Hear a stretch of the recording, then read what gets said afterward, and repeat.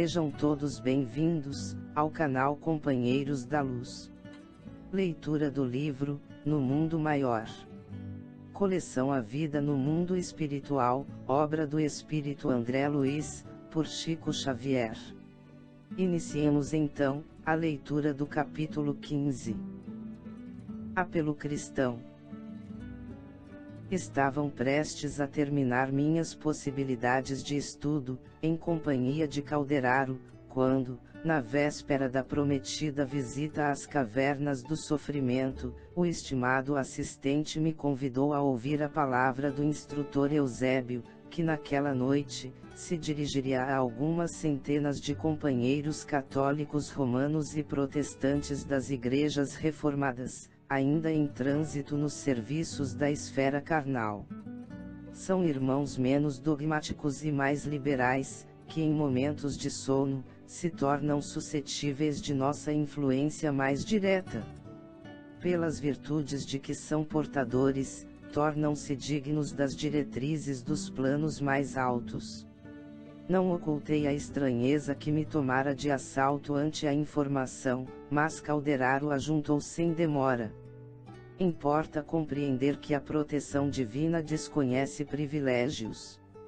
A graça celestial é como o fruto que sempre surge na fronde do esforço terrestre, onde houver colaboração digna do homem, aí se acha o amparo de Deus. Não é a confissão religiosa que nos interessa em sentido fundamental, senão a revelação de fé viva, a atitude positiva da alma na jornada de elevação. Claro é que as escolas da crença variam, situando-se cada uma em um círculo diferente. Quanto mais rudimentar é o curso de entendimento religioso, maior é a combatividade inferior, que traça fronteiras infelizes de opinião, e acirra hostilidades deploráveis, como se Deus não passasse de um ditador em dificuldades para manter-se no poder. Constituindo o espiritismo evangélico, prodigioso núcleo de compreensão sublime, é razoável seja considerado uma escola cristã mais elevada e mais rica. Possuindo tamanhas bênçãos de conhecimento e de amor, cumpre-lhe estendê-las a todos os companheiros, ainda quando esses companheiros se mostrem rebeldes e ingratos, em consequência da ignorância de que ainda não conseguiram afastar-se. A compaixão de Jesus poderia ser medida pelo estado de evolução daqueles que o seguiam de perto. Diante da mente encarcerada no vaidoso intelectualismo de muitas personalidades importantes de sua época, vemo-lo inflamado de energia divina. Pelo contrário, em Jerusalém, no último dia, à frente do populacho exaltado e ignorante, arraigado embora aos princípios da crença, encontramo-lo silencioso e humilde, solicitando perdão para quantos o feriam. Imprimindo inflexão mais carinhosa à palavra, acrescentou, bondoso. Não nos esqueçamos que, acima de tudo, nos empenhamos numa obra educativa. Salvar alguém, ou socorrê-lo, não significa subtrair o interessado à oportunidade de luta, de alçamento ou de edificação. Constitui amparo fraternal, para que desperte e se levante, entrando na posse do equilíbrio que caracteriza aquele que o ajudou. O Supremo Senhor não se compraz com o possuir filhos miseráveis e infelizes na criação, espalha bênçãos e dons, riquezas e facilidades eternas a mancheias, esperando apenas que cada um de nós se disponha a reger com sabedoria o patrimônio próprio. Como vemos, todos os setores do serviço espiritual reclamam a divina assistência. Antes de mais amplas elucidações no referente ao assunto, alcançamos o campo tranquilo, onde o nobre emissário se fazia ouvir. De relance, observei que a reunião, agora, não se assinalava por grande número de colegas encarnados, que ali se contavam por poucas centenas, assistidos por quantidade considerável de cooperadores da nossa esfera de ação. O luar balsamizava docemente o arvoredo, que se inclinava à passagem do Favônio. Imponente, pela claridade sublime que lhe aureolava a figura veneranda, Eusébio, ao que me pareceu, havia iniciado a preleção desde muito. Extasiados, os ouvintes registravam-lhe o verbo tocado de luz celestial, com pasmo indisfarçável a lhes alterar as fisionomias. Confundidos e ajoelhados, em grande número na relva fresca, sentiam-se repentinamente transportados ao paraíso. O instrutor, envolvido em safirinos reflexos, falava com irresistível poder de atração. Se o patrimônio da fé religiosa representa o indiscutível fator de equilíbrio mental do mundo, que fazeis de vosso tesouro, esquecendo-lhe a utilização, numa época em que a instabilidade e a incerteza vos ameaçam todas as instituições de ordem e de trabalho, de entendimento e de construção.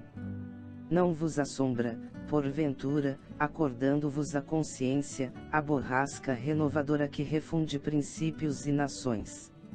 Supondes possível uma era de paz exterior, sem a preparação interior do homem no espírito de observância e aplicação das leis divinas. Por admitir semelhante contrassenso, a máquina, filha de vossa inteligência, vos anula as possibilidades de mais alta incursão no reino do Espírito Eterno. Ser cristão, outrora, simbolizava a escolha da experiência mais nobre, com o dever de exemplificar o padrão de conduta consagrado pelo Mestre Divino. Constituía ininterrupto combate ao mal com as armas do bem, manifestação ativa do amor contra o ódio, segurança de vitória da luz contra as sombras, triunfo inconteste da paz construtiva sobre a discórdia derruidora. Ante o Moloque do Estado romano, convertido em imperialismo e corrupção, os sectários do Evangelho não se expunham a polêmicas mordazes, não se enredavam nas teias do personalismo dissolvente, não dilapidavam possibilidades preciosas, a erigir fronteiras dogmáticas. Entrearmavam-se em nome do Senhor, e ofereciam a própria vida, em penhor de gratidão àquele que não trepidava em seguir para a cruz, por amor a todos nós. Erguiam os seus mais sublimes santuário na comunhão, com os princípios santificantes que os identificavam com o Salvador do mundo. Sabiam perder vantagens transitórias, para conquistar os imperecíveis tesouros celestiais. Sacrificavam-se uns pelos outros, na viva demonstração do devotamento fraternal. Repartiam os sofrimentos e multiplicavam os júbilos entre si. Morriam em testemunhos angustiosos, para alcançar a vida eterna. Guerreavam os desequilíbrios de sua época e de seus contemporâneos, não a golpes de maldição, nem a fio de espada, mas pela prática da renunciação, submetendo-se a disciplinas cruéis e revelando, nas palavras, nos pensamentos e nos atos, a mensagem sublime do Mestre que lhes renovara os corações. Entretanto, herdeiros que sois daqueles heróis anônimos, que transitaram nas aflições, de espírito edificado nas promessas do Cristo, que fizestes vós da esperança transformadora, da confiança sem vacilação. Onde colocastes a fé viva que os vossos patriarcas adquiriram a preço de sangue e de lágrimas. Que é do espírito de fraternidade que assinalava os aprendizes da Boa Nova. Enriquecidos pelas graças do céu, pouco a pouco ouvidastes as portas da revelação divina em troca das comodidades humanas. Construístes, entre vós mesmos, barreiras dificilmente transponíveis. Intoxica-vos o dogmatismo, corrompe-vos a secessão.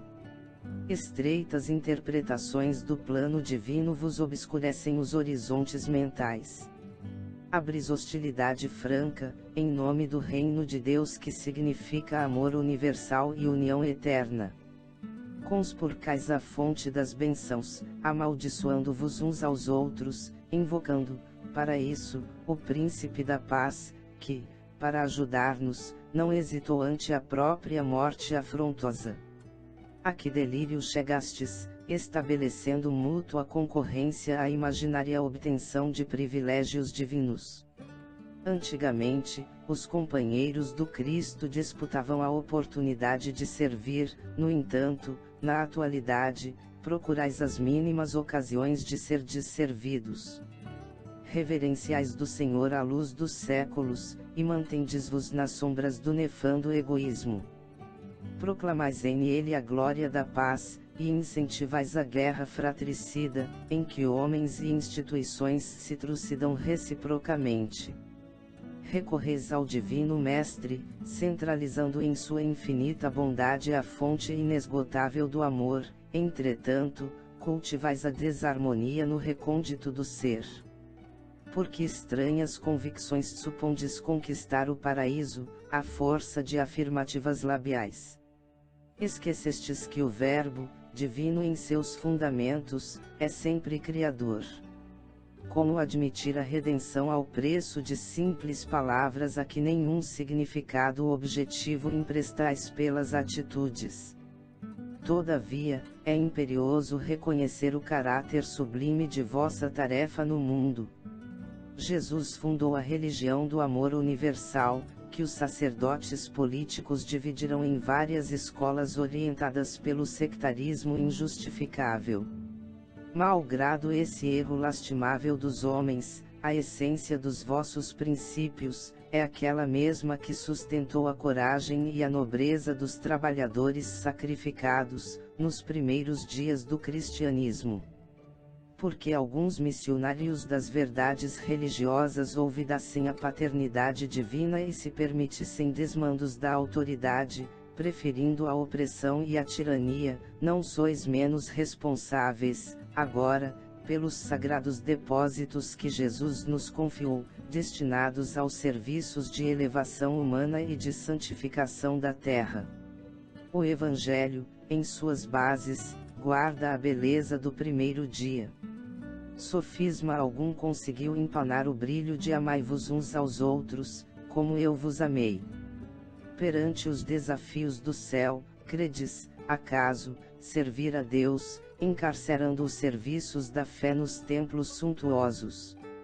A pompa do culto exterior só faz realçar o desatino de vossas perigosas ilusões acerca da vida espiritual.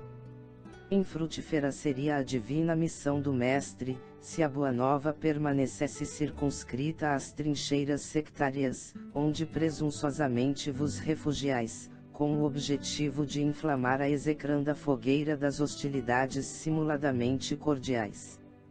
Não encontrastes outra fórmula de externar a crença, além da concorrência menos digna. Em vão ergueis castelos de opinião para o verbalismo sem obras, porque, se a morte surpreende o materialista revel, descortinando-lhe o realismo da vida, o túmulo abre também o tribunal da reta justiça, a quantos se valeram da religião para melhor dissimular a indiferença que lhes povoa o mundo íntimo. Não julgueis esteja a fé consagrada ao menor esforço. Qual ocorre a ciência, a religião tem o seu trabalho específico no mundo. Força equilibrante do pensamento, seus servidores são chamados a colaborar na harmonia da mente humana. Na atuação da fé positiva reside a força reguladora das paixões, dos impulsos irresistíveis da animalidade de que todos emergimos, no processo evolucionário que nos preside a existência. Jesus, por isto, não confinou seus ensinamentos ao círculo estreito dos templos de pedra. Reverenciou, em verdade, os monumentos que recordassem os lugares santos da oração, consagrados às manifestações superiores do Espírito, entretanto, não se cristalizou nas atitudes adorativas, viveu conquistando amigos para o reino do céu. Não impôs aos seus seguidores normas rígidas de ação, pedia-lhes amor e entendimento, fé sincera e bom ânimo para os serviços edificantes. Aproximando-se de Madalena, não extravaga em baldas conversações, interessa-lhe o coração no sublime apostolado renovador. Visitando Zaqueu, abençoa-lhe o esforço nobre e construtivo. Dirigindo-se à mulher samaritana, não desce às contendas inúteis, impressiona-a pelo contato de sua alma divina, fazendo-a abandonar o velho cântaro da fantasia, para que busque as fontes eternas. Convivendo com cegos e leprosos, loucos e doentes de todos os matizes, exemplificou a vida social, baseada na fraternidade mais pura e nos mais elevados estímulos à santificação. Por fim, imolado na cruz, seus dois últimos companheiros eram ladrões confessos, aos quais não hesitou dirigir a palavra fraterna, inflamada de amor. Como invocar-lhe a nome para justificar os desvarios da separação por motivos de fé. Como apoiar-se no amigo de todos para deflagrar embates de opinião, acendendo fogueiras de ódio, em prejuízo da solidariedade comum que ele exemplificou até ao supremo sacrifício. Não será denegrir-lhe a memória, difundir a discórdia em seu nome. Notei que as palavras do orientador provocavam funda impressão. A maioria dos ouvintes chorava em comoção irrepressível, sentindo-se tocada pelo juízo celeste. Eusébio, que mantinha presa a atenção geral, prosseguiu, impávido. Não se vos reclama a transferência do depósito espiritual da crença veneranda. Em todos os setores, onde a sementeira do Cristo desabrocha, é possível honrar a divina lei, gravando-lhe os parágrafos sublimes no coração. O que se pede do vosso espírito de crença é o aproveitamento das bênçãos celestiais esparzidas sobre vós em caudalosas correntes de luz. Não limiteis, portanto, a demonstração da confiança no Altíssimo aos cerimoniais do culto externo. Varrei a indiferença que vos enregela às basílicas suntuosas. Convertamo-nos em verdadeiros irmãos uns dos outros. Transformemos a Igreja no doce lar da família cristã, quaisquer que sejam as nossas interpretações. Esqueçamos a falsa afirmativa de que os tempos apostólicos passaram para sempre. Cada aprendiz do Evangelho guarda, na própria vida, um reduto destinado ao culto vivo do Divino Mestre, perante o qual escoa a multidão dos necessitados, todos os dias. Amando e socorrendo, crendo e agindo, Jesus amparou a mente desequilibrada do mundo greco-romano, infundindo-lhe vida nova, em favor da humanidade mais feliz. Assim, igualmente, cada discípulo da fé redentora pode e deve cooperar no reerguimento dos irmãos frágeis e vacilantes. Fugir ao farisaísmo dos tempos modernos que se recusa ao auxílio fraternal, em nome do gênio satânico do cisma dogmático.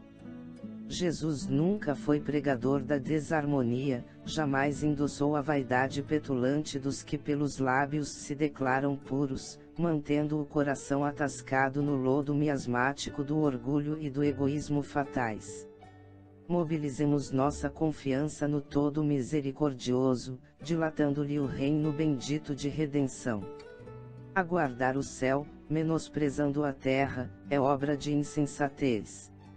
Nenhum de nós peitará a justiça divina, embora permaneçais cultivando, muitas vezes, a ideia de um comércio ridículo com a divindade. Se um lavrador jamais é postado sem obrigações diretas, diante do matagal inculto ou do pântano perigoso, como permanecer sem deveres imediatos junto às paisagens de crime e treva, de inquietação e sofrimento? O irmão caído é nossa carga preciosa, a dificuldade é nosso incentivo santo, a dor nossa escola purificadora. Abracemo-nos, pois, uns aos outros, em nome do Cordeiro de Deus, que nos reformou a mente, alçando-a a planos superiores pela ascensão gloriosa, através do sacrifício. Somente assim, meus amigos, é possível atender à elevada destinação que nos cabe. diante do mundo periclitante, alucinado por ambições rasteiras e dominado pelo ódio e pela miséria, sequências das guerras incessantes e aniquiladoras, harmonizemo-nos em Jesus Cristo, a fim de equilibrarmos a esfera carnal. Sombras perturbadoras vagueiam em torno de vossos passos e de vossas instituições, em ronda sinistra. Evitai a subversão dos valores espirituais, afugentai as trevas que vos ameaçam as organizações político-religiosas. Temei a ciência que estadeia sem a sabedoria, livrai-vos do raciocínio que calcula sem amor, revisai a fé para que seus impulsos não se desordenem, a míngua de edificação. A crosta da terra é atualmente um campo de batalha mais áspera, mais dolorosa. Despertai a consciência adormecida e afeiçoai-vos à lei divina, esquecendo o cativeiro multissecular da ilusão. A salvação é contínuo trabalho de renovação e de aprimoramento. Ao mundo atormentado proclamemos a nossa fé em Cristo Jesus para sempre. Eusébio, ao terminar, estava aureolado de prodigiosas emissões de luz. A assembleia prosternada mostrava semblantes lívidos de estupefação. Enorme grupo de colaboradores de nosso plano elevou a voz em harmonias, entoando comovente cântico de glorificação ao Supremo Senhor. As melodiosas notas do hino perdiam-se, ao longe, no arvoredo distante, nas asas de suave brisa.